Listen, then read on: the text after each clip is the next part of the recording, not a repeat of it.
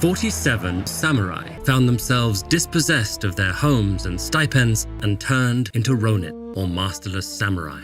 They couldn't live under the same heaven as their lord's enemy. But their story soon morphed into legend.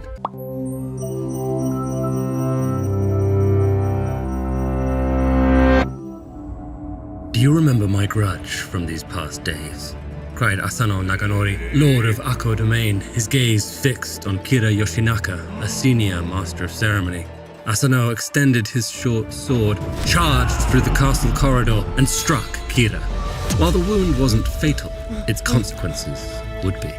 The incident took place in April 1701 in Edo, Japan, modern-day Tokyo.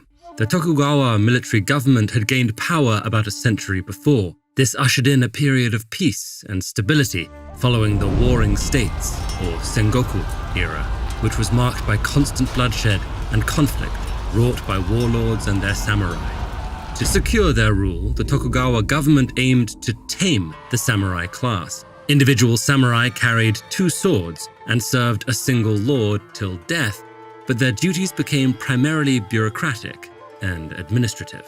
Meanwhile, Tokugawa legal practice stipulated that both sides would be disciplined in the event of a violent quarrel. However, when officials convened following Asano's attack on Kira, they decided to punish only Asano, the incident's perpetrator. They ordered Asano to commit seppuku, or ritual suicide, but they didn't stop there. They also commanded the seizure of Asano's castle, the disbandment of his house, and the arrest of his younger brother. The news traveled quickly back to Asano's domain.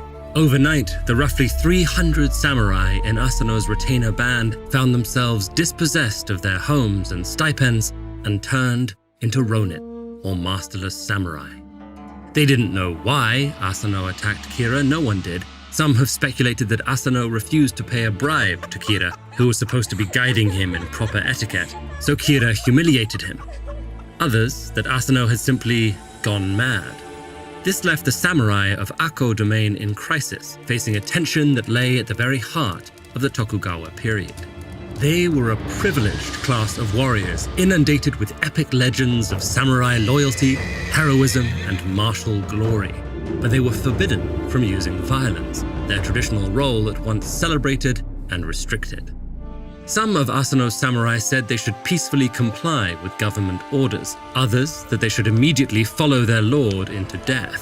One faction, led by Horibe Yasube, argued that they must see their lord's apparent wishes through by killing Kira, claiming that, so long as Asano's enemy was alive, they were dishonored.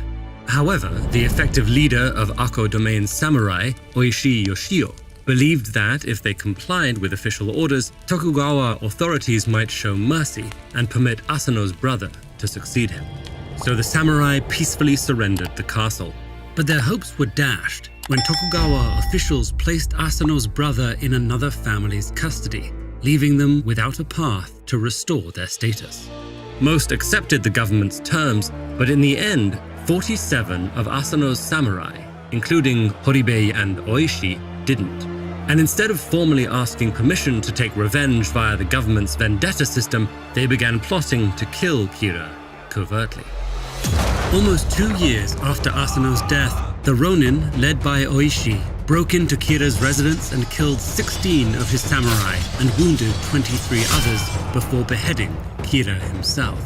They presented Kira's head at Asano's grave, then surrendered to the Tokugawa officials, justifying their violence by saying they couldn't live under the same heaven as their lord's enemy. The Ronin's actions created considerable problems for the Tokugawa government.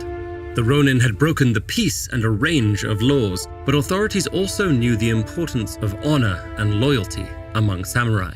After weeks of deliberations, officials decided the Ronin could be praised but must be punished. They were permitted to commit seppuku, which offered them honorable deaths, and they were laid to rest next to Asano. But their story soon morphed into legend. Within weeks, it was dramatized for the stage, and soon after, scholars began debating the Ronin's actions, some praising them as perfectly loyal and dutiful samurai, others condemning them as delusional criminals. Over the next 3 centuries, Japan continued examining and adapting the story. In theatre, film, propaganda, and beyond, grappling with the tensions between law and culture, past and present, and repeatedly relitigating the incident long after an official verdict was rendered.